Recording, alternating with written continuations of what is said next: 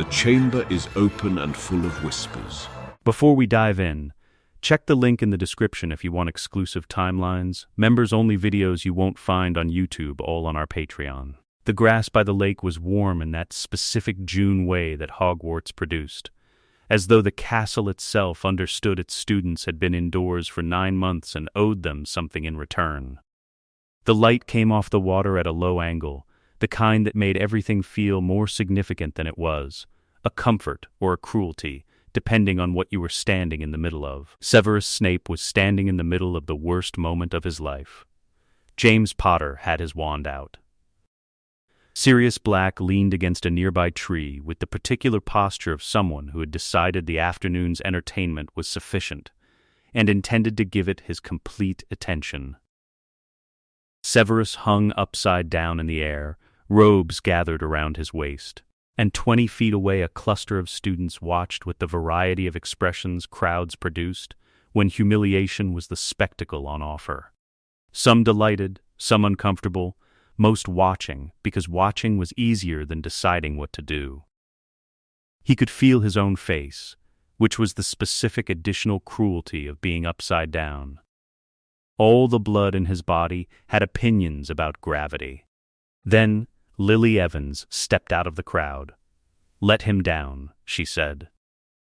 James's expression performed its usual complicated recalibration, the tension between wanting to appear impressive and recognizing that what she was currently seeing was not that.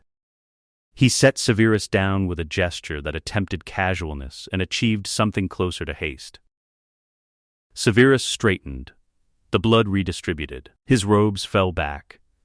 His wand was returned, thrown, not handed, and he caught it with the reflex of someone who had been catching thrown objects since childhood and had consequently developed very fast hands. "You're disgusting," she said to James. She said it with the flat quality of a final conclusion rather than an opening argument, which was one of the things that made her more frightening than she appeared. James opened his mouth.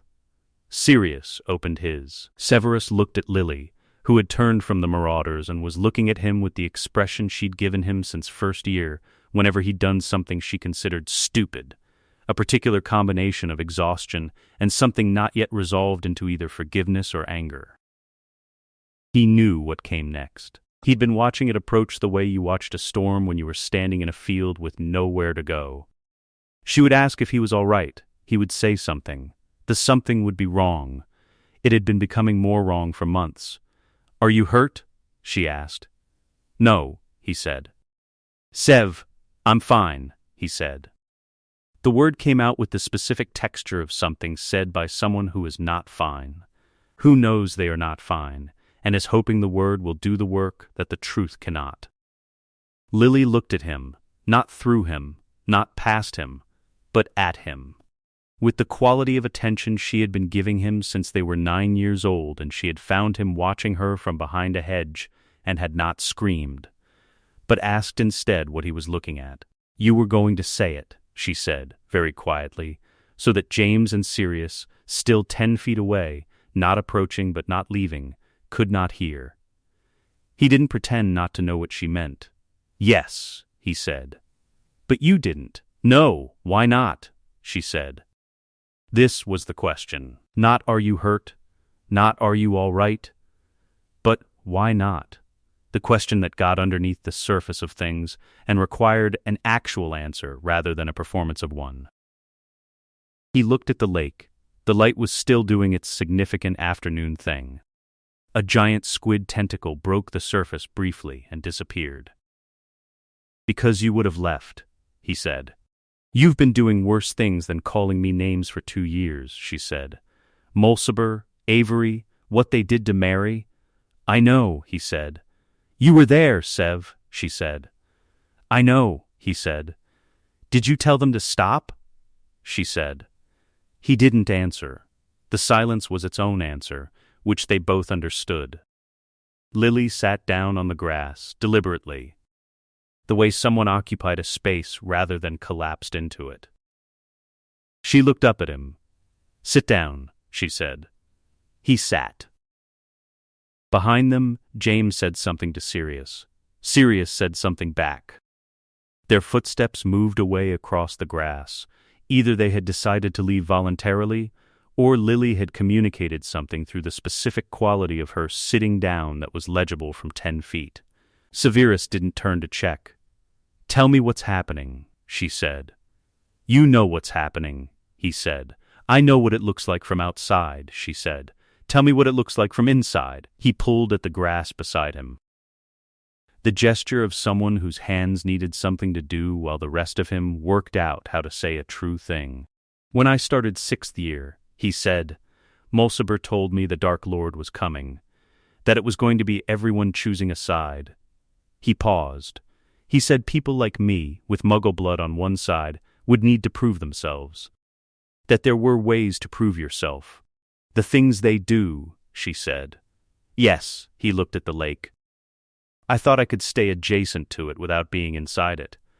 That I could keep the knowledge without paying the cost." He was quiet for a moment. "I was wrong. There is no adjacent. You're inside or outside, and I've been pretending I could stay in the middle, and every month the cost of staying in the middle goes up." Lily was quiet. "I don't know how to get out," he said. He had not said it to anyone. Said aloud in a field in June, it was just a sentence. Inside him it had been much larger, the specific large of things that have no window. "Mulciber knows things about me.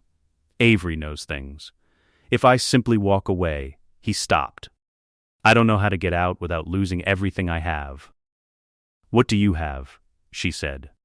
He looked at her. "Specifically," she said. "What are you afraid of losing that you'd trade yourself to keep?" He couldn't answer this because the answer was sitting in front of him on the grass, and he was not capable, at 16, of saying it clearly. She appeared to understand this from whatever she read in his face, because she didn't push the question further. "What if I helped?" she said. "You can't," he began. "Not with them," she said. "With getting out. Dumbledore knows more about this than you think. And I know people who could help if I asked." "The Marauders," he said flatly. "They're idiots who would die for the right cause if they understood what was at stake," she said with the brisk quality of an honest assessment. "James has been trying to impress me for 5 years. He can try to impress me by not being an obstacle." Severus looked at her. "You almost said it, and you didn't," she said. "That's not nothing. That's the whole thing, actually." She looked at him with the direct attention she had been giving him since they were 9. "I'm not forgiving you for everything. I'm saying the moment you didn't say it is the moment I found out you're still in there. And I'm not walking away from that." The lake made a sound. The light continued its work on the water. "If I try to get out and fail, they'll—" he began. "I know," she said. "It's not safe," he said. "I know," she said. "Then why?" he said. "Because," she said. "If I walk away right now and you go further in, I won't be able to stand it. And I am extremely bad at doing things I can't stand." She held out her hand, not for shaking, just held it out. The way you offered a hand to someone who had been standing in one place too long. A vow. Not the magical kind yet. The kind where two people who know what they're getting into agree to get into it together. He looked at her hand. "You're going to regret this," he said. "Probably," she said. "Take my hand, Sev." He took it. 3 weeks later, in front of the entire Slytherin common room, Mulciber blocked the door. "You're not leaving," he said. He was large in the way some people were large. Not through cultivation, but through the simple genetic authority of someone who had always been the biggest person in any room and had organized his entire personality around that fact. Severus had his wand. Mulciber had his. 20 witnesses watched with the quality of attention that attached itself to situations where the outcome was not yet determined. Most of them had spent 2 years deciding Severus was something useful to be adjacent to. Tonight they were being asked to revise that. "You think she's going to protect you?" Mulciber said. "A mudblood?" Severus didn't respond to this. He raised his wand. What followed was not what Mulciber expected, which was the point. He expected dark curses, the vocabulary of the circles Severus was leaving. What he got was a shield charm of such density that when his own hex hit it, the hex returned on a vector that deposited him neatly into the bookcase behind his left shoulder, and a disarming hex arrived before he had finished processing the first thing. The combination produced Mulciber sitting on the floor amid scattered periodicals with no wand, and the expression of someone who has been beaten by a method they have no category for. Severus picked up Mulciber's wand. He held it for a moment. Then he set it on the nearest table, which meant Mulciber would have to stand up and cross the entire room to retrieve it, in front of everyone. "I'm leaving now," he said to the room rather than to Mulciber specifically. "Anyone who tries to make that complicated is welcome to the same conversation." No one moved. He left. James appeared at his left shoulder on the way to the library one afternoon. Severus stopped. James stopped. "Lily says I need to be useful," James said. "That's accurate," Severus said. "The grinning is a secondary concern." James fell into step beside him. By the end of term, the corridor outside potions had lost its loaded quality, and Severus understood that this was what Lily had meant when she said she knew people who could help. She had not meant they would fight the battle. She had meant they would occupy the space around it. The intelligence about Pettigrew came through a potion. Not spectacularly. It came through a modified Veritaserum variant that Severus had spent 8 months developing, an airborne preparation that produced in anyone carrying active deception of significant emotional weight a brief, visible flushing of the capillaries in the neck. He had tested it 17 times. It worked 17 times. He administered it at an Order of the Phoenix meeting, concealed in the room's ventilation, and watched every face present with the quality of attention he had been developing since he was 10 years old, when watching carefully had been the one defense available in a house where most other defenses had already failed. Peter Pettigrew flushed for 4 seconds. Nobody else flushed. Severus went home, sat at his workbench, and looked at his notes for a long time. Then he went to James Potter's house. James answered the door late that night with his wand already out, the appropriate response, and his expression moved through 3 stages when he registered who was on the step. Surprise, which resolved into wariness, which resolved into something that was not quite friendship, but was the specific thing that had grown between them since Lily had put them in a room together in their final year and not let them leave until they'd said the necessary things out loud. "It's Pettigrew," Severus said. James went very still. "You need to show me where your current wards are anchored, and tell me everything Pettigrew knows about this house," Severus said. "We have approximately 3 weeks before Voldemort acts on whatever Pettigrew has already given him. Probably less." James opened the door. They worked for 12 days. Lily was part of it from the first evening, seated at the kitchen table with Severus's notes spread before her, and the same quality of focus she had given potions theory at 16, which was now at 21, considerably sharper for having been practiced on real problems. She identified 3 structural weaknesses in the existing ward plan within an hour. Severus found 2 more by morning. James went to Dumbledore. Dumbledore proposed a Fidelius charm with Sirius as secret keeper, which was sound but not sufficient. The Fidelius could seal the secret from this moment forward. It could not reach backward and erase what already existed in Pettigrew's memory. He had been in proximity to their household for weeks before the spy was identified. He had heard the address spoken, and Voldemort possessed legitimacy sufficient to pull it from his mind directly. "The Fidelius buys us time," Severus said, "not certainty. We need the secondary preparation completed before he arrives."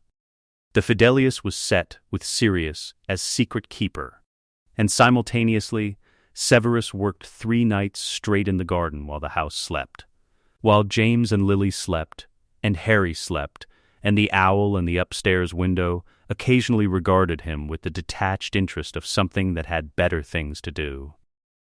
What he built was not a ward in the conventional sense. Conventional wards prevented or detected or alarmed.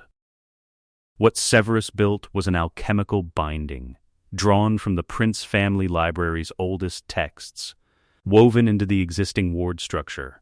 The technical principle was transmutation, the conversion of a substance's nature rather than its destruction.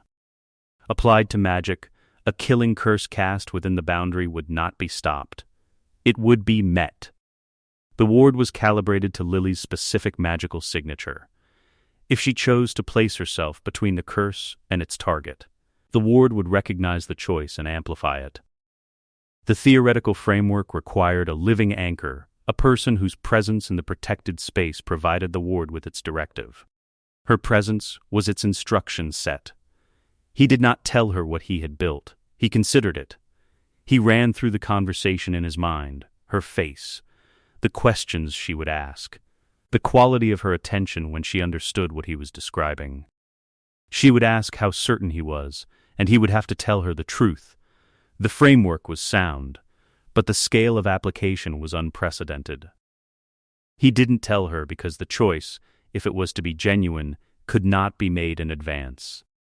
It had to come from the full force of a single real moment, unrehearsed. Uncontracted, that was the mechanic the Prince text described as its only possible power source. He left the choice intact. He went home. He waited. The ward alert came in the small hours, not an alarm, but a single pulse in the ward anchor he wore on his left wrist.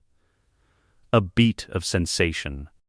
The Fidelius had not been broken by the secret keeper. Voldemort had simply reached into what already lived in Pettigrew's memory and used it.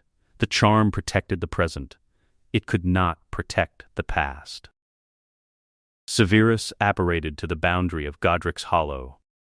The house was intact. There was light in the upper windows and a quality in the ambient magical field that was not catastrophic. And then he understood what he was feeling. The ward had activated. The transmutation had occurred. The curse had been met and redirected. He went to the door. James had gone toward the sound at the front, the thing James Potter would do, which Severus had known and could not have prevented. He sat with that for a moment before he went upstairs. In Harry's room, the cot, the scar, the child alive and awake and looking at him with Lily's eyes. On the floor, in the center of the room, the quality of nothing, the presence that had been felt across the entire country for 20 years, no longer present in any form that had mass or will or continuity. Not defeated. Unmade, Severus picked Harry up with the ease of someone who had been in this house enough to have held him before, who had argued warding theory at this kitchen table and let James beat him at chess precisely once, and had sat here in the evenings when the work ran long and Lily had said, "Stay. There's enough food." Harry looked at him. "Yes," he said, to the question the child could not yet ask. "I know. It's all right." He stood in the wreckage with the ward lines still resonating with what Lily had chosen, and felt the specific quality of the silence that followed the end of something that had been building since before he was born. He sent a Patronus to Sirius, who would need to know immediately. Then he sat on the bottom step of the staircase with Harry asleep against his shoulder, and looked at the front door and waited for the world to catch up to what had just happened. The ministry official arrived several months later with a clipboard and the bearing of a man who considered institutional authority self-evident and had no reason to think otherwise. His name was Dawlish. He had been sent regarding Harry Potter, politically significant, potentially magically unstable, and expected the family housing the child to be cooperative. Because families generally were cooperative when the ministry arrived with sufficient confidence. He knocked on the door of the Prince townhouse in London. Severus answered. "I'm here regarding Harry Potter," Dawlish said. "The department has questions about his current living situation and his magical. Do you have an appointment?" Severus said. Dawlish blinked. "I'm from the Department of Magical Law Enforcement. I know where you're from. The badge is relatively clear on that point," Severus said. "Do you have an appointment?" a warrant or Visengamot authorization for an unscheduled visit to a property belonging to a hereditary peer of the House of Prince? Dawlish opened his mouth, then closed it. The Prince Lordship carries Visengamot recognition under the Hereditary Peerage Act of 1432, Severus said, with the flat precision of someone reciting a memorized document, which grants the sitting lord the right to refuse unscheduled entry to any ministry official below department head rank without written authorization from the procedural committee. I am the sitting lord. You are not a department head. File your authorization request if you'd like to schedule a visit for next week. Dawlish looked at his clipboard. He looked at Severus. He looked at the door, which was fully open but communicating, through Severus's quality of presence in its frame, that the space beyond it was simply not available to him. This is irregular, he said. Many things are, Severus said. Good morning. He closed the door. At the kitchen table, James was eating toast and failing to appear as someone who hadn't been listening through the door. That was excellent, he said. It was procedurally accurate, Severus said. The distinction matters. Can I come next time? He said. No, Severus said. You grin. The Prince townhouse had been 3 rooms when Severus reclaimed it at 17. Left to him through a Gringotts vault dormant, since his mother's family had formally ceased to exist as a functioning unit. He had spent years restoring it, not to what it had been, which he had no particular attachment to, but to what it needed to be. The laboratory below was not livable in the conventional sense, but was exactly adequate for its function. The library was the largest room, which was not an accident. 6 centuries of Prince family knowledge, restored from deterioration by a preservation sequence that had taken most of his 7th year to develop correctly. Harry had a room on the 2nd floor. He did not call it his room for approximately 2 years. Then he started calling it my room, and the category shifted from temporary to something else without anyone declaring it had. Sirius moved in the following summer, framing it as temporarily until I find somewhere. Everyone present understood this wasn't temporary, and allowed the fiction because it preserved something for Sirius to preserve. Remus Lupin came when he could, which was less often than anyone liked. His situation making permanent arrangements difficult. But he came, and his visits were real enough to matter. James visited every week without fail, staying for days at a time, because regular attendance was his primary language of commitment, and Lily had made Severus understand that, and the understanding had made cooperation possible across a grief that had no clean edges. By the time Harry was forming full sentences, they were a household. The Horcrux announced itself through the detection instrument in the laboratory, a Prince family heirloom, brass and obsidian, designed to register the specific frequency of dark magic in anyone who entered the space. It produced a reading when Sirius carried Harry downstairs one morning, walking him through a brewing process for the boys' entertainment. Severus looked at the reading for a long time. Then he sat down. Then he looked at it again, in case looking again would produce a different result. It did not. He told Sirius and James the following morning, after a night in the Prince family texts, when he had confirmed what the instrument detected and arrived at the beginning of an understanding of what addressing it would take. James's face, when Severus explained what a Horcrux was and what lived inside his son's scar, was the face of a man receiving information that every part of him was rejecting while his mind processed it anyway, because he had always been, underneath everything else, someone who did not look away from hard things. Sirius put his head in his hands. From the next room, Harry was conducting a comprehensive examination of a collection of brass fittings Severus had left within reach, producing small, methodical, satisfied sounds. "Can you fix it?" James said. "I don't know yet," Severus said. "The theoretical framework for safe Horcrux neutralization doesn't exist in any text I've found. I need to develop it. That is not a short process." "How long?" James said. "Years," he said. The mechanism requires a compound that can neutralize the soul fragment without disrupting the adjacent living magical core. The two signatures are adjacent at this point, not fused. The adjacency gives me something to work with. But the margin for error is essentially nothing, James said.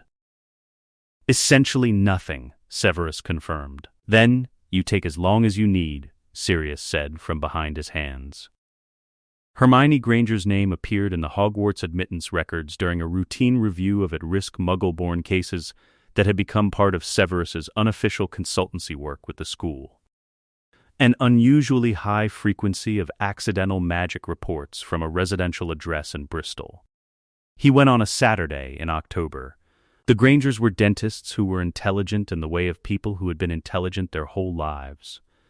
They received him with the particular combination of wariness and curiosity that Muggle parents produced when a wizard arrived with news about their child, and they asked good questions, which he answered with precision. "Who else knows you're here?" Helen Granger said. "My household," Severus said. "No one at the ministry. The ministry's approach to at-risk Muggle-born families tends to produce outcomes more disruptive than helpful. I prefer the minimum necessary intervention. In this case, that's this conversation." She looked at her husband. He looked at her. Hermione was 6 years old and was visible through the doorway, conducting what appeared to be a comprehensive reorganization of a bookshelf by a system no one had asked her to create, with the focused absorption of someone who had forgotten the rest of the world existed. "What would this mean for her?" Richard Granger said. "Preparation," Severus said. "For what she is and what the world she's entering will look like. Access to a library, instruction, and a household of people who understand the specific challenges of being exceptionally capable in environments that weren't designed for it." Helen Granger looked at Hermione through the doorway. Something moved in her expression. "You can talk to her," she said. "The decision is hers." Hermione sat across from Severus at the kitchen table and regarded him with the direct, organized attention of a 6-year-old who had been trusting her own assessment of situations since she was old enough to form them. He explained what she was in terms that were accurate rather than palatably simplified, because palatable simplification was a form of condescension, and he had identified in approximately 90 seconds of observation that she would not accept it. She listened with complete attention. When he finished, she said, "The books in that library, are they organized by subject or by date?" "By subject," Severus said, "with a cross-referencing system by date within each subject." She nodded, checking a specification against a requirement. "All right," she said. "Then, what's the boy like?" "Stubborn," Severus said. "Occasionally reckless, fundamentally decent." She appeared to find this satisfactory. By the time Harry was 7 and Hermione was 8, the household had its shape. Harry had James's face organized around Lily's eyes, and a quality of attention that was resolving into its specific character, patient in the way of someone who had been taught that patience was a tool, precise in the way of someone who had been learning precision before he could walk. Hermione had finished the Prince Library's 3rd floor and had begun producing annotated indices of texts she found insufficiently organized. Severus kept every index because they were genuinely useful, which told him everything he needed to know about what she was. The Horcrux research was in its 6th year. The solvent framework was developing. The margin for error remained essentially nothing, but the nature of the nothing was becoming clearer, which was its own form of progress. In the laboratory one Thursday late, Severus made a note in the margin of his current draft.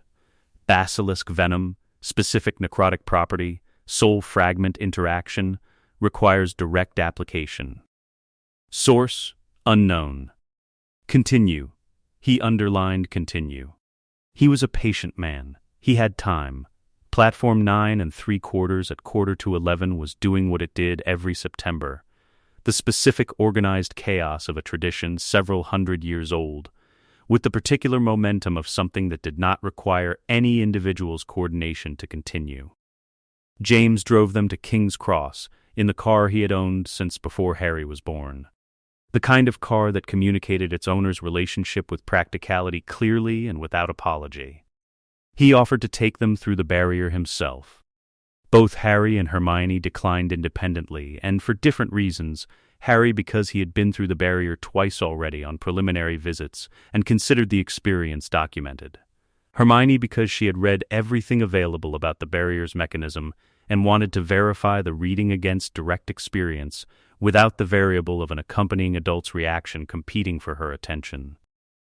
They went through together, which was not discussed but happened naturally, the way things happened between people who had been thinking in close proximity for years. The platform on the other side was everything the preliminary visits had prepared them for, and specifically different in the way that prepared experiences always differed from their preparation. The Hogwarts Express caught light in a way photographs hadn't captured. The crowd had a density and energy no description had quite conveyed. Harry did what he always did in new environments. Mapped. Exits, population distribution, the location of anything requiring knowing. Hermione opened her notebook and began recording the locomotive's physical dimensions against the specifications in Hogwarts: A History, checking for discrepancies. "Neither of you are normal children," James said, from behind them. "You've had 7 years to adjust to this," Harry said, without turning around. Sirius, who had come because Sirius went everywhere James went and had decided years ago that his opinions were not optional, said, "I'm still adjusting." James told Harry 3 things. Eat enough, write, and under no circumstances let Sirius's advice govern any decision with significant consequences. "That's not fair," Sirius said. "It's extremely fair," James said. Harry shook James's hand, which was their form, developed gradually and mutually and never discussed. Sirius hugged him without warning. Harry submitted to this with the patience he gave things worth the patience. Hermione's farewell with her parents was different in quality. Her mother held her for a long time, and whatever Hermione said quietly at the end made Helen Granger laugh, which appeared to be the intended effect. They boarded the train. The compartment they chose was 3/4 of the way down, sightlines in both directions, close enough to the corridor for convenient exits, far enough from the loudest family groups for conversation. They had gotten as far as Objective 2, identifying whether any resources available at Hogwarts might be useful to Severus's ongoing research, when the compartment door opened. Draco Malfoy looked at them.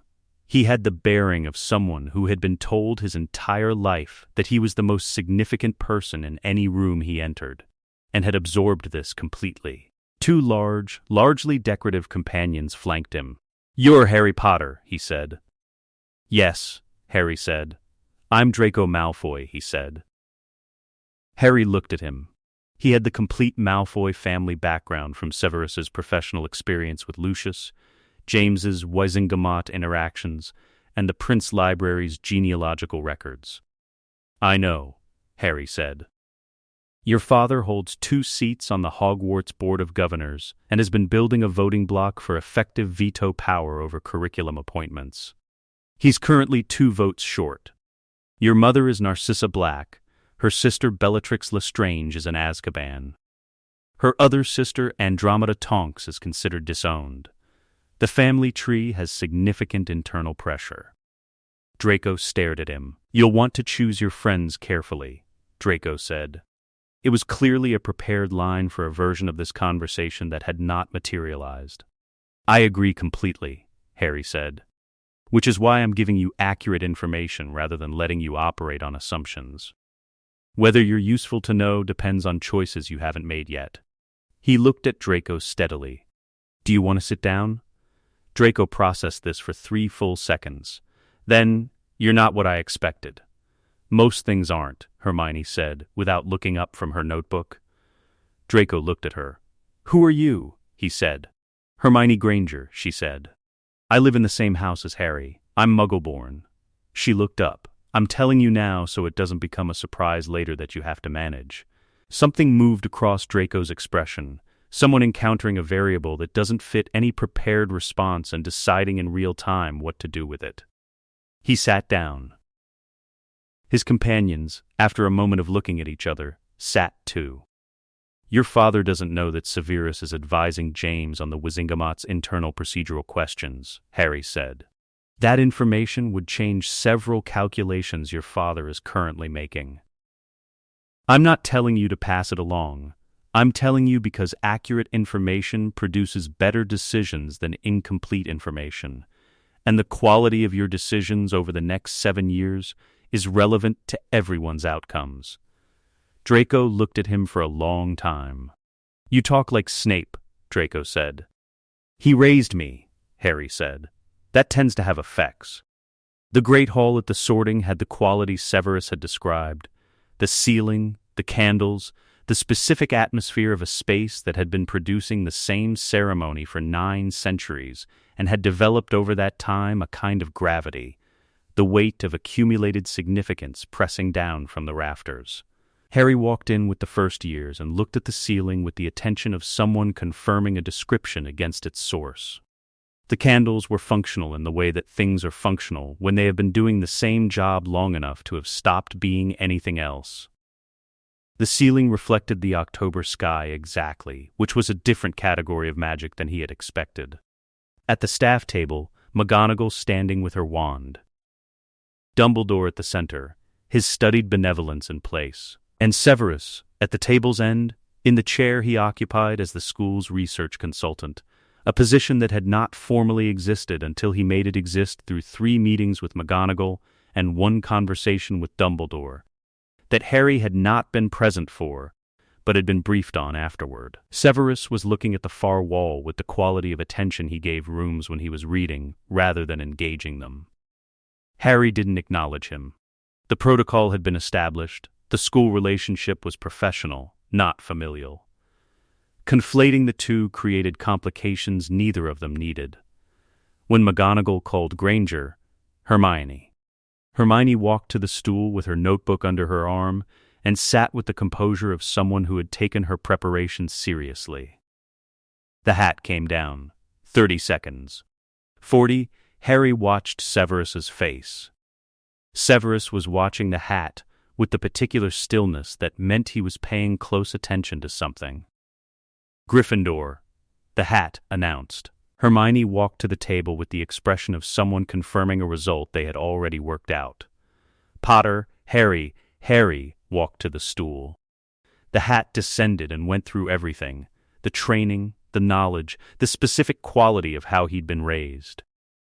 "You have the complete package for Slytherin," the hat said.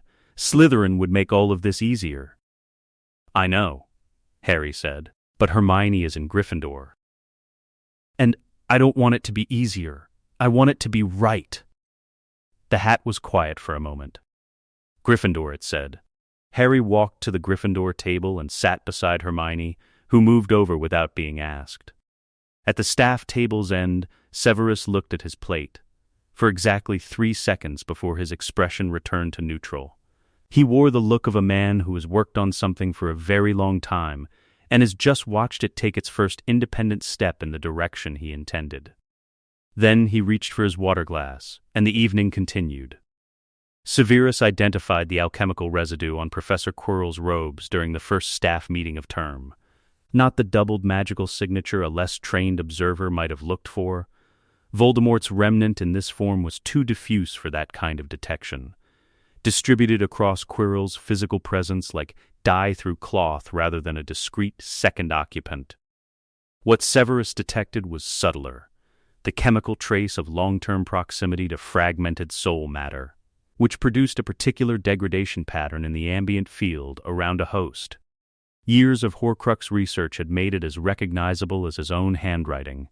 He made a note. He ran a confirmatory analysis in his laboratory.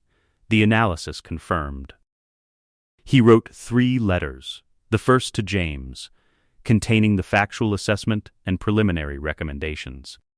The second to Dumbledore, requesting a conversation at the headmaster's convenience. The third to Harry and Hermione was shorter. Quirrell, note the robes. Do not approach. Report what you observe.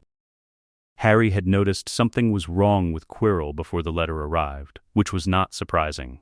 The letter was confirmation rather than discovery.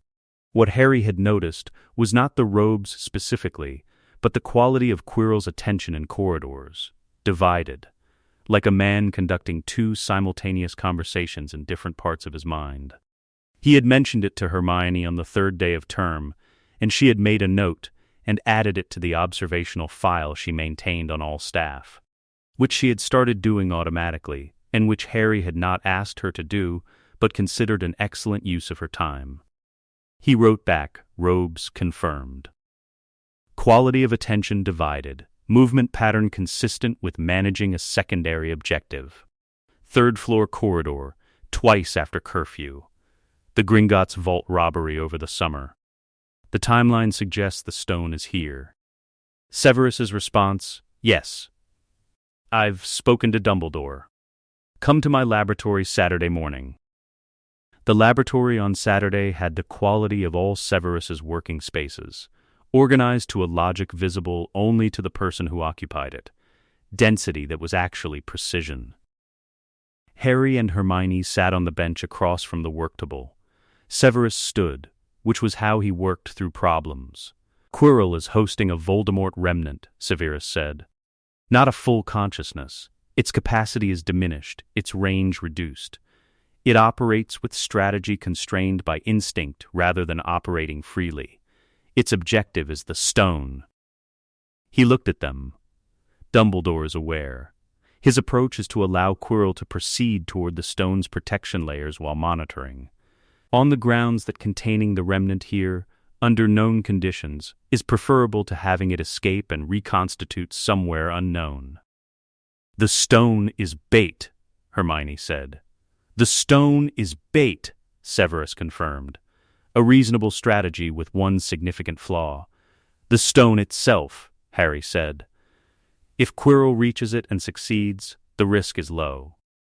Dumbledore's final protection is specifically designed to prevent use by anyone who wants the stone for direct application.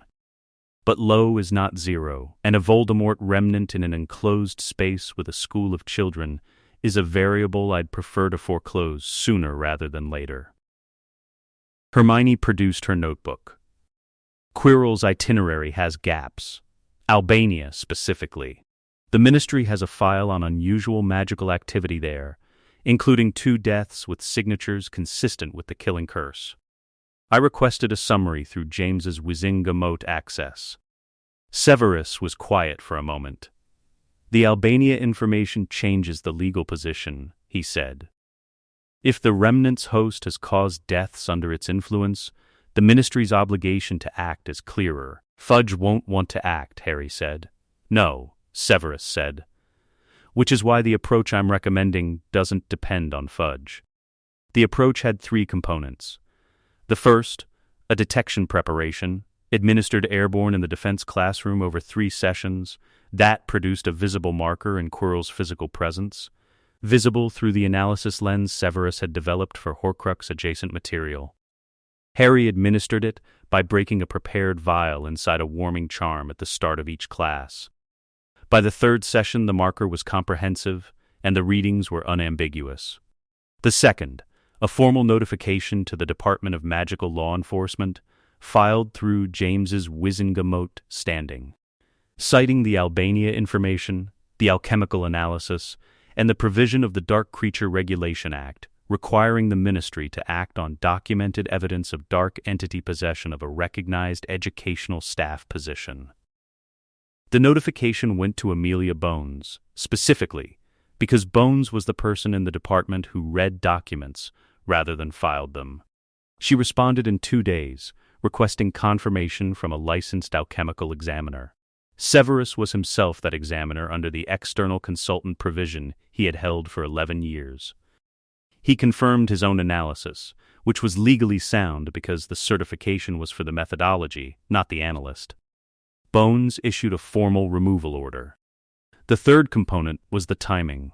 Severus told Dumbledore the removal order was coming 24 hours before it arrived. Dumbledore received this with the expression of a man watching a chess game unfold on a board he believed he had been playing alone. "You've removed my ability to delay the institutional response," Dumbledore said. "Yes," Severus said. because the probability of delay was non-trivial, and the downside of a Voldemort remnant in an enclosed school for another month was not something I was prepared to manage through trust rather than structure. Dumbledore was quiet. You could have told me your concerns at the start of term. I did, Severus said. You told me the situation was under control. Under control and resolved are different categories, and I prefer to work in the second. The ministry officials arrived on a Friday. 2 oars and a licensed containment specialist. The removal was over in 23 minutes. The remnant dissipated during the containment process, which the containment specialist noted in her report as consistent with voluntary fragment dissolution under sufficient magical constraint. She had not encountered this before. She wrote it up carefully because careful documentation was her professional standard. Quirrell's classroom was empty by Friday afternoon. Harry walked past it on the way to dinner and registered the absence, not of Quirrell specifically, but of the quality of wrongness that had occupied that corridor since September, the ambient field disturbance his training had made him register automatically. Gone, the corridor was a corridor again. He found Hermione in the great hall and sat across from her. She looked up from her reading. Done, he said. She made a note. The stone? Still in the school, he said. Not Quirrell's problem anymore. Severus said the mirror protection holds for any ordinary access. Quirrell was the extraordinary variable, so the stone was never actually in danger once Quirrell was removed, she said. That's Severus's position. Dumbledore's was more complicated. Dumbledore wanted the complicated version, Hermione said. Severus prefers the one that removes the risk before it requires managing. Yes, Harry said. They're different approaches to the same problem. Which approach is better? She said. Harry considered this. Severus's produces more certain outcomes, he said. Dumbledore's produces more information. Different tools. He looked at her. The question is which one you reach for first. Hermione wrote this down.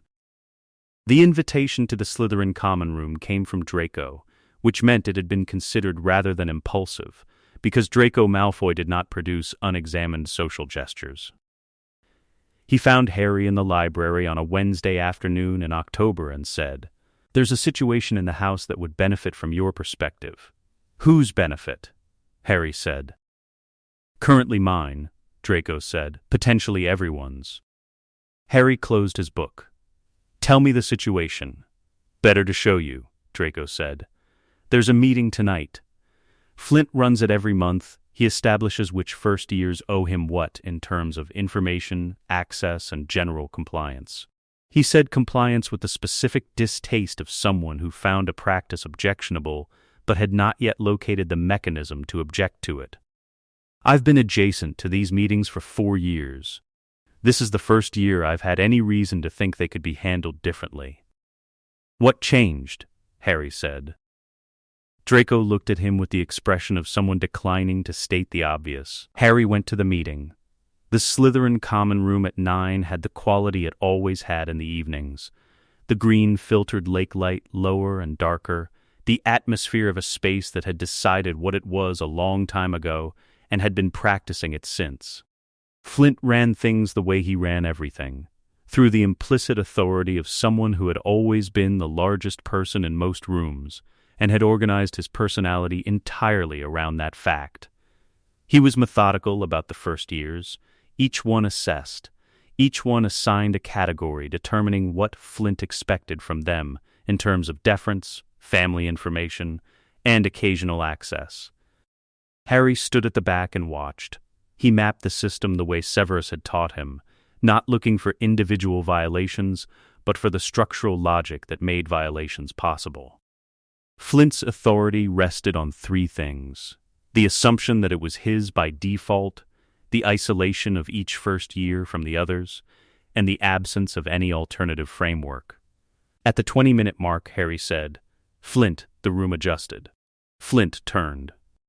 "The Slytherin House Governance Charter," Harry said, "which I've read in the copy held in the Prince family library, the original, not the abridged version the school keeps, specifies that the senior student acting as internal house authority cannot extend their authority to financial, familial, or informational extraction from any student in the house. That's the language. Extraction? He looked at Flint with the quality of attention he gave things requiring accurate assessment. What you did with 4 first years in the last 20 minutes qualifies under any reasonable reading of that term. Flint stared at him. The charter also specifies that any recognized lord of a founding family holds a consultative right over internal house disputes, Harry said. An obscure provision, unused for a very long time, because it requires Gringotts' documentation of the relevant lordship. I filed mine with McGonagall this morning. Gringotts certified it in August. You're 11, Flint said. The charter doesn't specify a minimum age, Harry said. It specifies a minimum standard of documentation. He looked around the room. I'm telling you in here rather than through McGonagall, because I prefer to handle things within the house if they can be handled within the house. Going to a head of house is available to everyone as an option. It's just slower and more disruptive. He looked at Flint. You can contest it. You'd lose. But you're welcome to try. The room did its mathematics. 14 people calculating simultaneously what this meant for their own situations, arriving at the conclusion that Flint's authority was no longer load-bearing in the same way it had been 9 minutes ago. Flint left, not dramatically, with the movement of a man who had decided the engagement wasn't worth continuing. The right decision made for the wrong reasons. Still the right outcome. The meeting is done, Harry said to the room. The information extracted tonight stays in this room. He left without waiting for confirmation, because waiting would have communicated that the confirmation was required. Lucius Malfoy arrived at Hogwarts for a Board of Governors meeting in late October. Severus had known he was coming. He had told Harry. Harry had already been told by Draco, who had received a letter from his father containing specific instructions about maintaining appropriate relationships with children of appropriate families. Draco had given Harry the letter to read without being asked. Is that normal? Harry said. Yes, Draco said. He writes this way about everything. Harry arranged to be in the corridor outside the Great Hall at 4 o'clock. Being in the corridor made the conversation possible, and the conversation was better had directly than avoided. Lucius assessed him at a measured distance, the way he assessed all new information, as though it might behave unexpectedly if approached too quickly. Lord Potter, he said, I understand you've been integrating yourself into Slytherin's internal governance. I've been applying the House Charter's consultative provision, Harry said. A procedural point. Slytherin has always managed its internal affairs without outside consultation, Lucius said. The charter predates your family's membership in the house by approximately 4 centuries, Harry said pleasantly. Outside consultation is, in fact, how the Malfoy family was originally admitted. Septimus Malfoy invoked the consultative right in 1612 to resolve a dispute about his son's placement. It's in the Prince Library's records. I'm happy to produce a copy. Lucius's expression did something careful. The blood purity argument you've been advancing in the Wizengamot, Harry said, is built on a factual foundation, and that foundation has gaps. The Malfoy claim to primary descent from the original Hogwarts-era families runs through a marriage connection in the 14th century, specifically through Astoria Selwyn, granddaughter of a documented half-blood. Thomas Selwyn's second wife was a Muggle-born woman named Agnes Porter. The record is in the Gringotts Genealogical Archive, cross-referenced with Prince family records from a property dispute in 1401. The corridor was very quiet. I'm not raising this to cause difficulty, Harry said. I'm raising it because you've been using an argument that can be dismantled by anyone with archive access. I thought you should know, in case you'd prefer a more durable argument. Or none at all, which is also an option. Lucius looked at Harry for a long time. Then he looked at Draco. Draco returned the look with the genuine composure of someone who had decided what he thought and was no longer expending energy managing the gap between what he thought and what he showed. My son seems content, Lucius said. I am, Draco said. Thank you for asking. 3 words. Lucius had read the shift in them. He walked back toward the board meeting without another word. They walked toward the library. The Animagus project began formally the following summer, at the kitchen table, where most things that began formally in the household began. James put a folder on the table, 37 pages annotated in 2 colors, with diagrams in the margins that were technically rough but conceptually precise. The work of someone who drew to think rather than to present. The original process took us 3 years, he said. Starting in 3rd year, without adult supervision, without understanding what could go wrong, trying to do it quietly because Dumbledore would have stopped us. These notes document everything we did, including the mistakes. Especially the mistakes. The mistake with Remus in the tunnel, Sirius said from the counter, is documented in particular detail because James wrote it up immediately afterward while the adrenaline was still running, and he was very honest about whose fault it was. It was your fault, James said. It was collaborative, Sirius said. It wasn't, James said, with the affectionate flatness of a truth so well established it no longer required emphasis. Harry opened the folder. Hermione was already reading from the other side. 3 years with no safety protocols, Hermione said, without looking up. The partial transformation in November of your 1st year? What happened exactly? Peter had a partial transformation, James said. Front teeth only. Which is significantly more horrifying than it sounds. And you didn't stop the project, she said. We adjusted the methodology and started again, James said. That's the honest version. The transformation isn't separate from you, he continued. The texts describe it like putting on a coat. It isn't. It's more like you were always this, and the learning is remembering it. The magic is native, Harry said. Yes, which is why losing control isn't the real risk. The risk is in the transition, the in-between state. That's where everything went wrong for us. How long will it take? Hermione said. With documented methodology and proper protocols, 1 year for a reliable first transformation. 18 months to consistent facility. He paused. Most of the work happens inside. The external practice is for the transition. The internal work is what takes time. Describe the internal work, Harry said.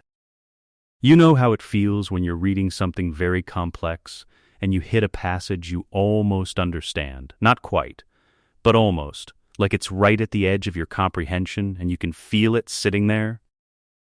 Yes, Harry said. Like that, James said. For a year, and then one day it's not at the edge anymore. The ministry inspector arrived the following September.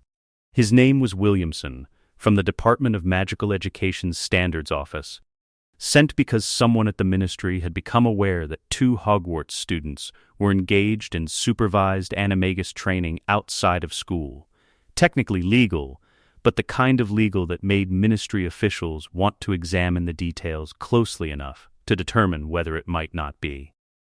He arrived on a Wednesday morning with the bearing of a man who expected to find something irregular and was prepared to be helpful about it. Severus met him in the entrance hall. I understand you're here about the supervised animagus program, Severus said. That's correct, Williamson said. The department wants to verify the safety protocols and the credentials of the supervising adults. Of course, Severus said. He produced a folder. James Potter's animagus registration, retroactively filed with the ministry following the end of the war. His expertise in the methodology is documented in the supporting materials. My own credentials as Research Oversight Authority, in my capacity as a ministry-certified specialist in advanced magical disciplines. The safety protocol document, developed from the original research notes and cross-referenced with current best practice literature. And the medical monitoring records for both students, maintained by Madame Pomfrey, covering the past 15 months. Williamson read the 3rd page. Then, the 4th. The transition protocols, he said. are the primary safety mechanism, Severus said. The transformation itself, once established, carries minimal risk. The transition phase is where documented failures and unmonitored animagus attempts have historically occurred. The protocol addresses each identified failure mode specifically. Alternatively, Severus said, we can demonstrate. The students are available this afternoon. The demonstration happened in the Hogwarts grounds at 2 o'clock. James was there, which meant Sirius was there, which meant the afternoon had a quality it would not have had with only the two children and the ministry official. James had the specific talent of making spaces feel less institutional simply by being in them, a social gift he'd never formally recognized, and therefore deployed without the self-consciousness that would have made it less effective. Harry went first, because Harry always went first on things requiring going first. Not because he was braver than Hermione, but because he had a higher tolerance for the discomfort of being watched while doing something not yet fully formed. He stood in the middle of the grounds and went inward. The transition took 40 seconds. There was no visible disturbance, no sound, no flash, and then there was a stag, young but a stag, standing in the autumn light with James Potter watching from 10 meters away and James Potter's expression doing something he did not attempt to manage. Harry held the form for 3 minutes, then the reverse transition, and he was standing in the grounds again, slightly out of breath from the sustained concentration. Williamson made a note. Hermione's transition took 60 seconds and produced an otter, which stood looking at the assembled adults with the frank curiosity that otters applied to everything, then performed a brief involuntary investigation of the nearby stream bank before the reverse transition brought her back. Involuntary, she said, when she was standing again. The otter's interest in the stream is strong. I'm working on the management of it. That's normal, James said. First few months. The animal's instincts are present. You learn to manage them. Williamson looked at his notes. The transition times. The standard literature suggests the average for supervised programs is significantly longer in the early stages. The students are not average, Severus said, without particular inflection. Obviously, Williamson said. He made another note. The protocol is more comprehensive than what we typically see. The typical protocol was developed for adult practitioners, Severus said. This one was developed for these two students specifically. Williamson closed his folder. I'll file a clear report. The program can continue. He left at 3:15. James waited until he was out of sight, then sat down on the nearest rock. You went stag, he said, to Harry. Yes, Harry said. James looked at the grounds for a moment, then stood up. You hungry? We should eat before Sirius eats everything. They walked back toward the castle. The grounds settled into the ordinary quality of an autumn afternoon, the light at its low angle. Everything that had just happened present in the space as residue, the way significant things always were. Hermione was already writing it up. The Chamber of Secrets made itself known through the pipes in early October of their second year. Harry was visiting Draco in the Slytherin common room when he heard it. Not with his ears, exactly. With the register of awareness that Parseltongue occupied, adjacent to hearing but not identical to it. The voice moved through the plumbing with the quality of something very old and very large, that had been waiting long enough that urgency had become an abstraction. He wrote to Severus that evening. Severus's response arrived the following morning. The Chamber of Secrets exists. Slytherin's own texts reference a guardian, a basilisk, placed in the school's 1st century. The record suggests it was sealed after 1943 and has not been active since. The voice indicates it is present and functional. Do not attempt contact without preparation. Come home for the weekend. That weekend produced 2 days of the Prince Library's restricted section and Severus's accumulated research on basilisk biology, more extensive than the standard literature, because the standard literature had been written by people who had no professional reason to investigate the specific necrotic properties of basilisk venom in detail. There was also the matter of a diary. Severus had identified it several weeks into term, a student in second year presenting a specific double signature pattern on the detection instrument he had recalibrated after years of Horcrux research. He retrieved it through the student's head of house, with a cover explanation about a cursed object requiring specialist examination. He set it on the workbench beside the Venom research files and looked at it for a long time. "It's riddles," he said. Planted to find a vessel who could open the chamber, someone young and trusting enough to write back. "Ginny Weasley," Harry said. "Yes," Severus said. "The soul fragment inside is the same category of thing as what lives in your scar. The solvent isn't complete yet, but the basilisk's venom contains the specific necrotic property I've been working toward for years. A direct application to the diary should dissolve the fragment cleanly. Proof of concept for the entire solvent framework," Harry said. "Yes," Severus said. "The weekend has two objectives." Harry looked at the diary on the workbench. Small, ordinary. A child's exercise book with nothing remarkable about it.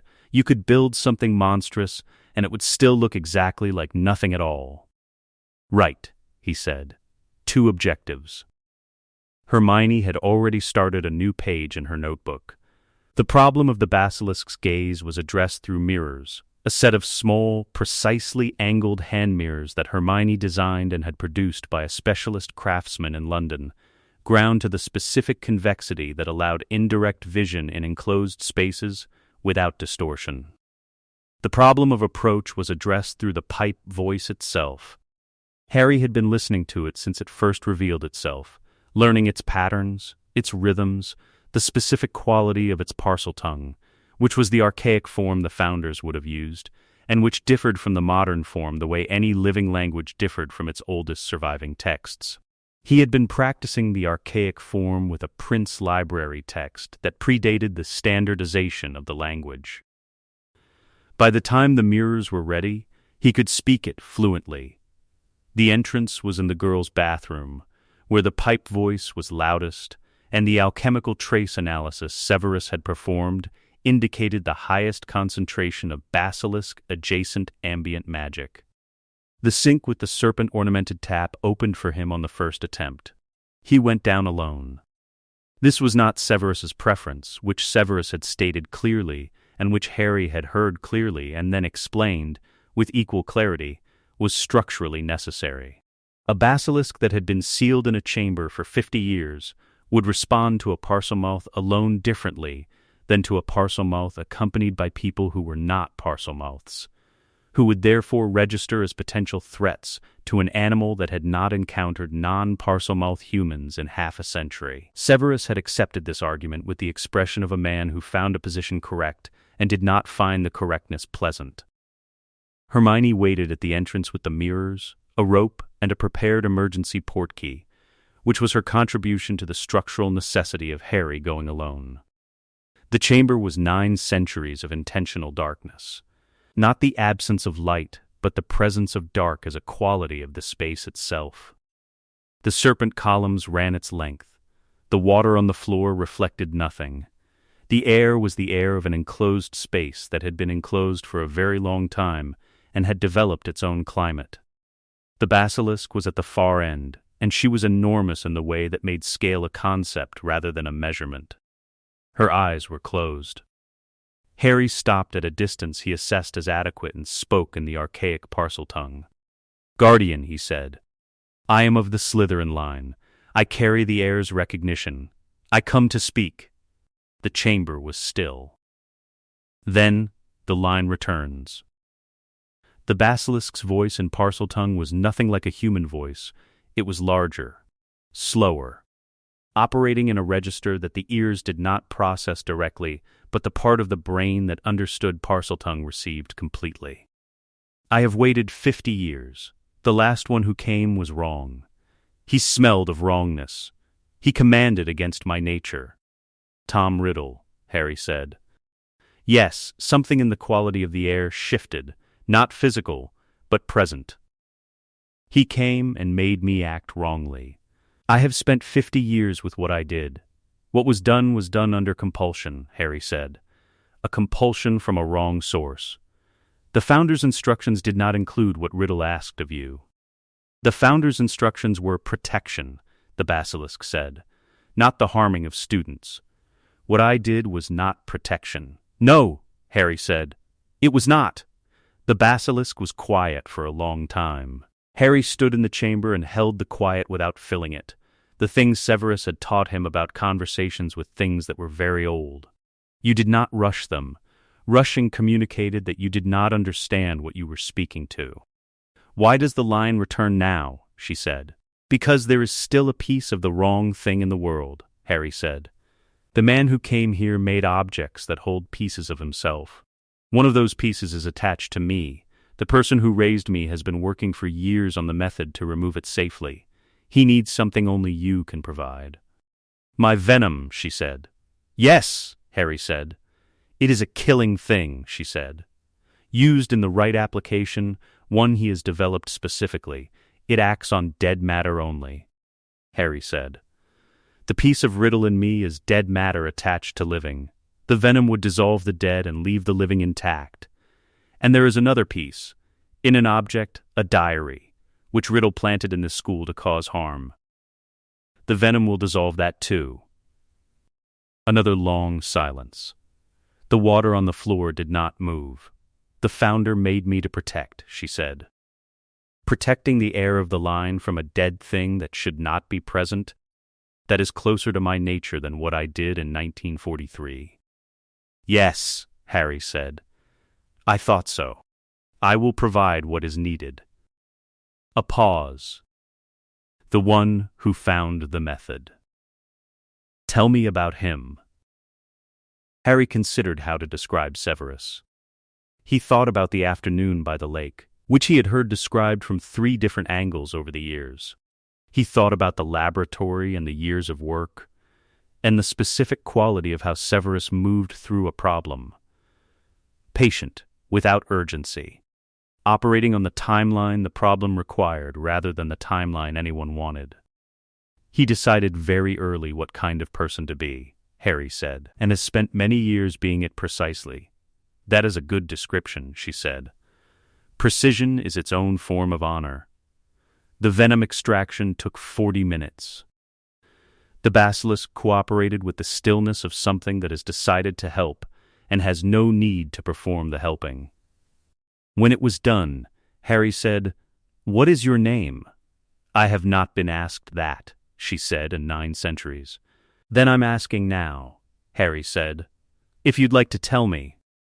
In the Founder's language I was called Marechal. It means guardian in the old form. "Go," she said, "take what you have to the one who needs it.